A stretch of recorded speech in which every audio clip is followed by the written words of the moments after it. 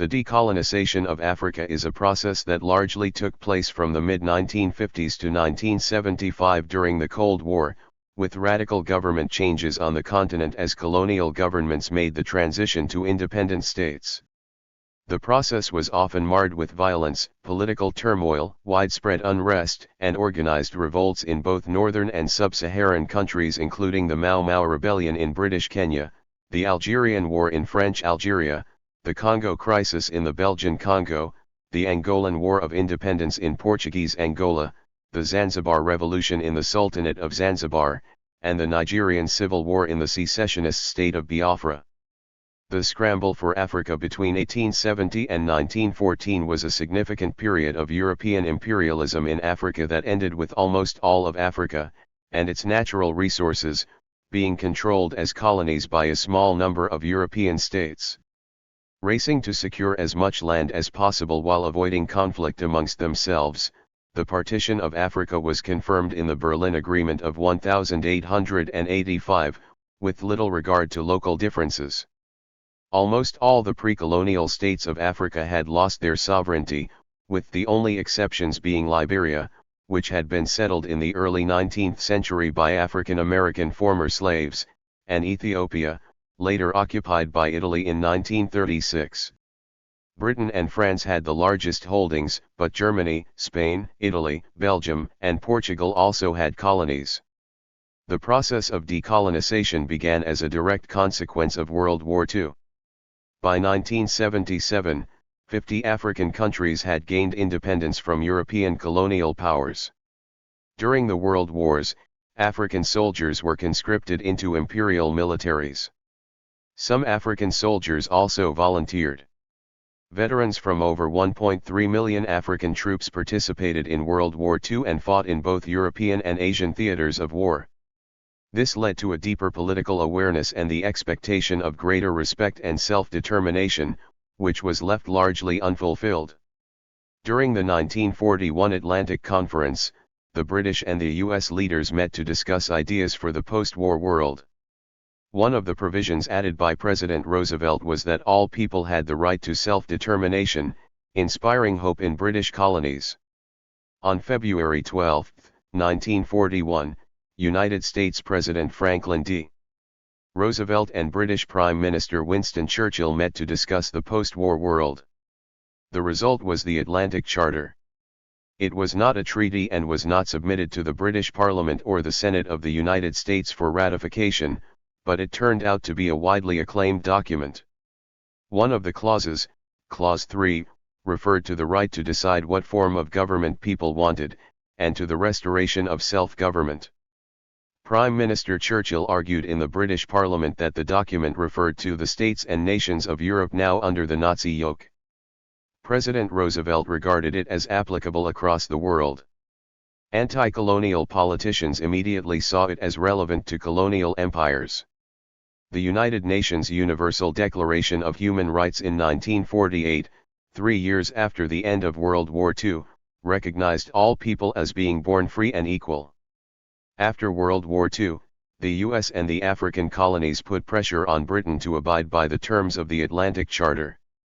After the war, some Britons considered African colonies to be childish and immature. British colonizers introduced democratic government at local levels in the colonies. Britain was forced to agree, but Churchill rejected the universal applicability of self-determination for subject nations.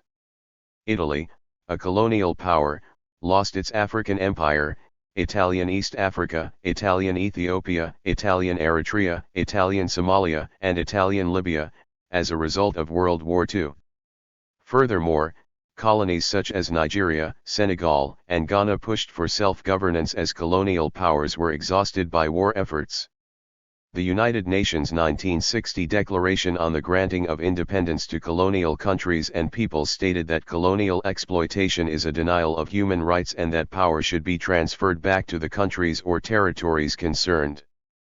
Colonial economic exploitation involved the siphoning off of resource extraction, such as mining, profits to European shareholders at the expense of internal development, causing major local socio-economic grievances. For early African nationalists, Decolonization was a moral imperative around which a political movement could be assembled. In the 1930s, the colonial powers had cultivated, sometimes inadvertently, a small elite of local African leaders educated in Western universities, where they became familiar with and fluent in ideas such as self-determination. Although independence was not encouraged, arrangements between these leaders and the colonial powers developed aid and such figures as Jomo Kenyatta, Kenya, Kwame Nkrumah, Gold Coast, now Ghana, Julius Nyerere, Tanganyika, now Tanzania, Leopold Sedar Senghor, Senegal, Nnamdi Azikiwe, Nigeria, Patrice Lumumba, DRC, and Felix Houphouët-Boigny, Côte d'Ivoire, came to lead the struggles for African nationalism. During the Second World War, some local African industries and towns expanded when U-boats patrolling the Atlantic Ocean reduced raw material transportation to Europe. Over time, urban communities, industries, and trade unions grew, improving literacy and education, and leading to pro-independence newspaper establishments. By 1945, the Fifth Pan-African Congress demanded the end of colonialism, and delegates included future presidents of Ghana, Kenya, Malawi, and national activists. There is an extensive body of literature that has examined the legacy of colonialism and colonial institutions on economic outcomes in Africa, with numerous studies showing disputed economic effects of colonialism. The economic legacy of colonialism is difficult to quantify and is disputed. Modernization theory posits that colonial powers built infrastructure to integrate Africa into the world economy, however, this was built mainly for extraction purposes. African economies were structured to benefit the colonizer and any surplus was likely to be drained, thereby stifling capital accumulation. Dependency theory suggests that most African economies continued to occupy a subordinate position in the world economy after independence with a reliance on primary commodities such as copper in Zambia and tea in Kenya. Despite this continued reliance and unfair trading terms, a meta-analysis of 18 African countries found that a third of countries experienced increased economic growth post-independence. Scholars including Dalal, 2013, Maraf Tab, 2012, and Bambos, 2011, have argued that Africa's linguistic diversity has been eroded. Language has been used by Western colonial powers to divide territories and create new identities which have led to conflicts and tensions between African nations. In the immediate post-independence period, African countries largely retained colonial legislation. However, by 2015 much colonial legislation had been replaced by laws that were written locally. Following World War II, rapid decolonization swept across the continent of Africa as many territories gained their independence from European colonization. In August 1941, United States President Franklin D. Roosevelt and British Prime Minister Winston Churchill met to discuss their post-war goals. In that meeting, they agreed to the Atlantic Charter, which in part stipulated that they would respect the right of all peoples to choose the form of government under which they will live, and they wished to see sovereign rights and self-government restored to those who have been forcibly deprived of them. This agreement became the post-World War II stepping stone toward independence as nationalism grew throughout Africa. Consumed with post-war debt, European powers were no longer able to afford the resources needed to maintain control of their African colonies. This allowed African nationalists to negotiate decolonization very quickly and with minimal casualties. Some territories, however, saw great death tolls as a result of their fight for independence. Historian James Merriweather argues that American policy towards Africa was characterized by a middle road approach, which supported African independence but also reassured European colonial powers that their holdings could remain intact. Washington wanted the right type of African groups to lead newly independent states, which tended to be non-communist and not especially democratic. Merriweather argues that non-governmental organizations influenced American policy towards Africa. They pressured state governments and private institutions to disinvest from African nations not ruled by the majority population. These efforts also helped change American policy towards South Africa, as seen with the passage of the Comprehensive Anti-Apartheid Act of 1986. In the colonial era, colonialism in this context refers mostly to Western European countries' colonization of lands mainly in the Americas, Africa, Asia, and Oceania. The main European countries active in this form of colonization included Spain, Portugal, France, the Tsardom of Russia, later Russian Empire, the Kingdom of England, later Great Britain, the Netherlands, and the Kingdom of Prussia, now mostly Germany, and, beginning in the 18th century, the United States.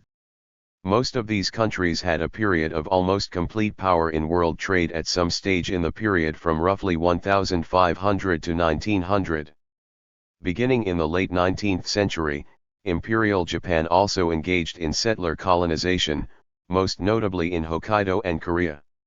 While some European colonization focused on shorter-term exploitation of economic opportunities, Newfoundland, for example, or Siberia, or address specific goals such as settlers seeking religious freedom, Massachusetts, at other times long-term social and economic planning was involved for both parties, but more on the colonizing countries themselves, based on elaborate theory building.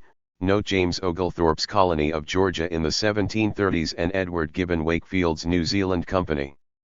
In the 1840s, colonization may be used as a method of absorbing and assimilating foreign people into the culture of the imperial country. One instrument to this end is linguistic imperialism, or the use of non-indigenous colonial languages to the exclusion of any indigenous languages from administrative, and often, any public, use. On March 6, 1957, Ghana, formerly the Gold Coast, became the first sub-Saharan African country to gain its independence from European colonization. Starting with the 1945 Pan-African Congress, the Gold Coast's, modern-day Ghana's, independence leader Kwame Nkrumah made his focus clear. In the conference's declaration, he wrote, "We believe in the rights of all peoples to govern themselves. We affirm the right of all colonial peoples to control their own destiny. All colonies must be free from foreign imperialist control, whether political or economic." In 1948, 3 Ghanaian veterans were killed by the colonial police on a protest march. Riots broke out in Accra, and though Nkrumah and other Ghanaian leaders were temporarily imprisoned, the event became a catalyst for the independence movement. After being released from prison, Nkrumah founded the Convention People's Party, CPP, which launched a wide-scale campaign in support of independence with the slogan "Self-Government Now." Heightened nationalism within the country grew their power, and the political party widely expanded. In February 1951, the CPP gained political power by winning 34 of 38 elected seats, including one for Nkrumah, who was imprisoned at the time. The British government revised the Gold Coast Constitution to give Ghanaians a majority in the legislature in 1951.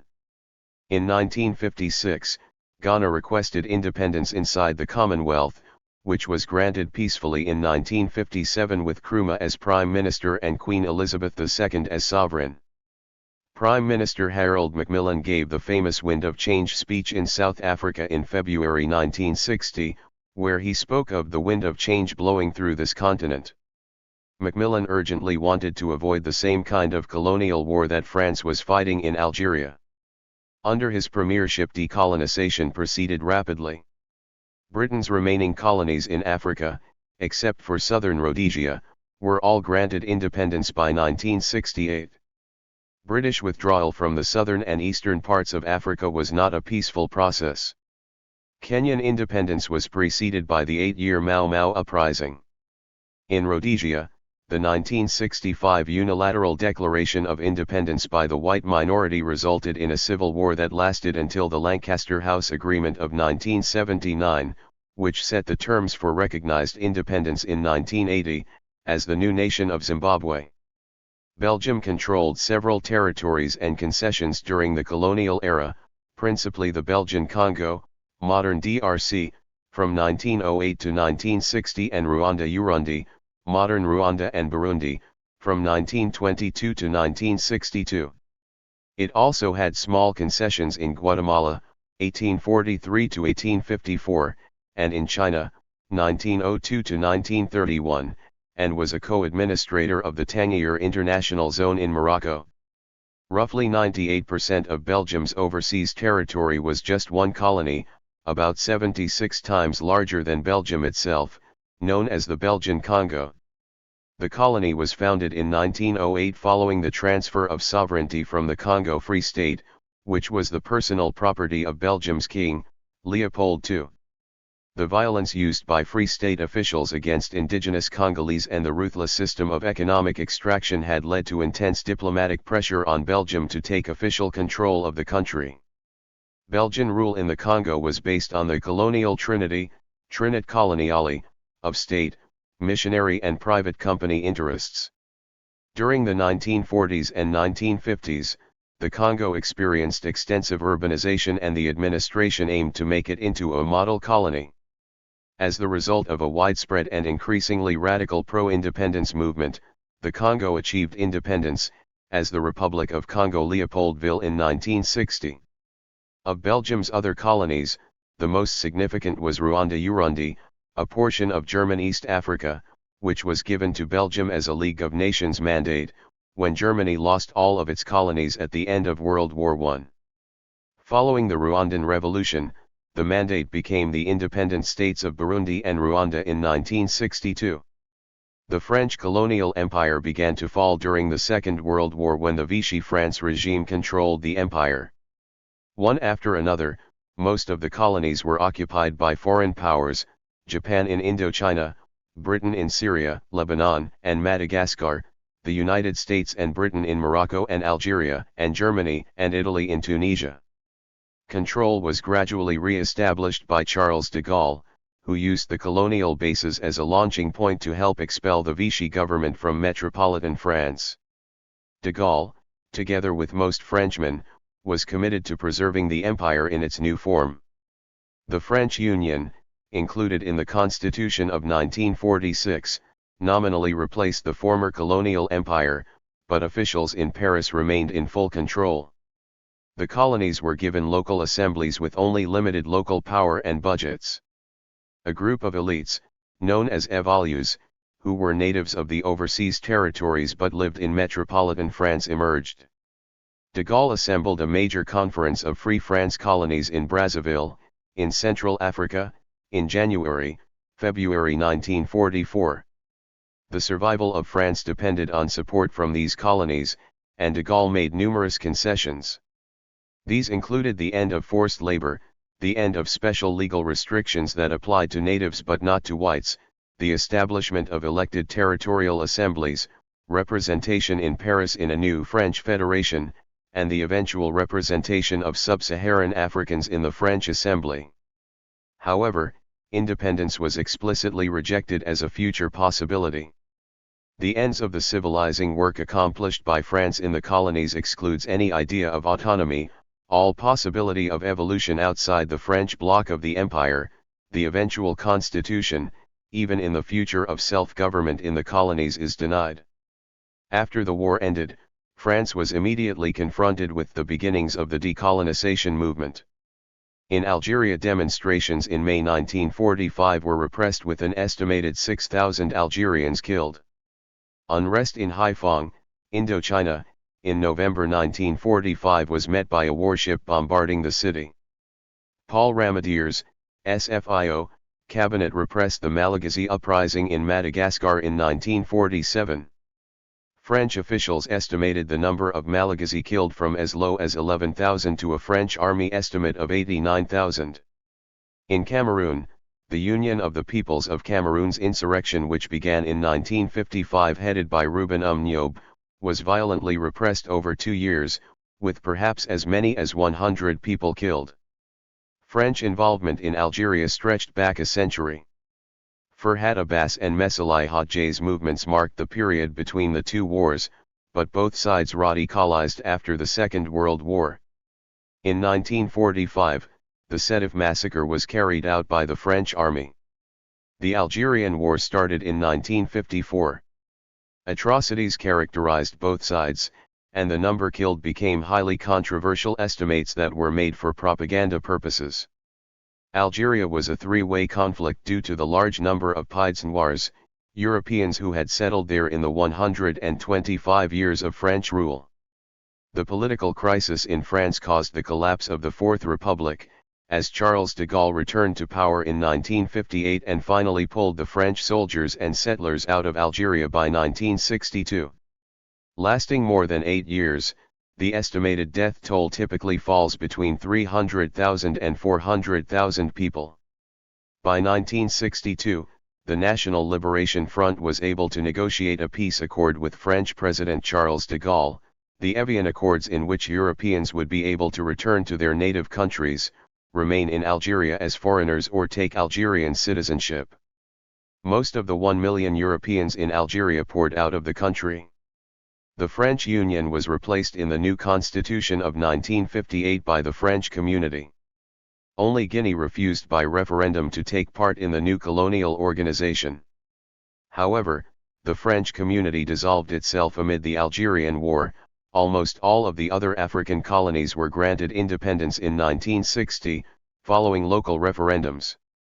Some colonies chose instead to remain part of France, under the status of overseas departments, territories. Critics of neocolonialism claimed that the Francafrique had replaced formal direct rule. They argued that while de Gaulle was granting independence, on one hand, he was creating new ties with the help of Jacques Foccart, his counselor for African matters. Foccart supported in particular the Nigerian Civil War during the late 1960s. Robert Aldrich argues that with Algerian independence in 1962, it appeared that the empire practically had come to an end, as the remaining colonies were quite small and lacked active nationalist movements. However, there was trouble in French Somaliland, Djibouti, which became independent in 1977. There also were complications and delays in the New Hebrides Vanuatu, which was the last to gain independence in 1980. New Caledonia remains a special case under French suzerainty.